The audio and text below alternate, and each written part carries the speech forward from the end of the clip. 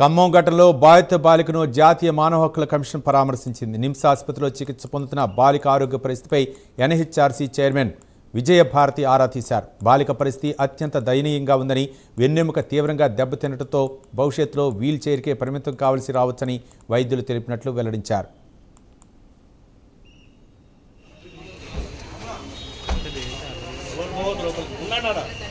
ఆ చిన్నారి పాపని నేను పలకరించడానికి వచ్చాను. ఆమె హెల్త్ ఏంటి, ఎలా ఉంది, డాక్టర్స్ యొక్క ట్రీట్మెంట్ ఎలా ఉంది, భవిష్యత్ ఏంటి ఆ పాపది, ఆ పేరెంట్స్ ఏం ఆలోచిస్తున్నారు, ఈ అన్ని విషయాల మీద తెలుసుకోవడం కోసం ఇక్కడ రావడం జరిగింది. నేను లోపలికి వెళ్ళాను, విక్టిమ్ని కలిశాను.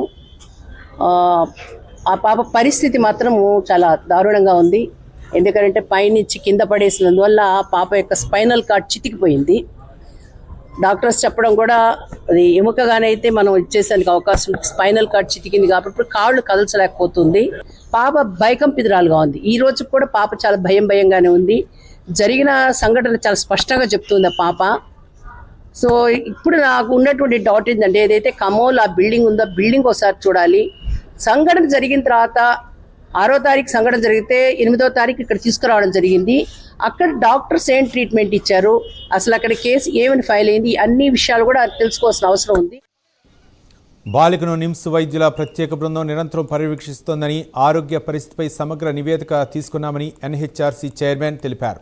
బాధితురాలి తల్లిదండ్రులు నిరక్షరాస్యులని, బాలికను జీవితాంతం ఎలా చూసుకుంటారని అడిగితే ప్రభుత్వం సహాయం కావాలని వారు కోరినట్లు చెప్పారు. ఘటన జరిగిన ప్రదేశాన్ని కూడా పరిశీలిస్తామని, ఢిల్లీకి వెళ్లిన తర్వాత సమగ్ర నివేదిక ఆధారంగా కీలక నిర్ణయం తీసుకుంటామని ఎన్హెచ్ఆర్సీ స్పష్టం చేసింది. బాలికపై జరిగిన క్రూరమైన దాడిని తీవ్రంగా ఖండిస్తున్నామని, నేరస్తులకు శిక్ష తప్పదని విజయభారతి తెలిపారు.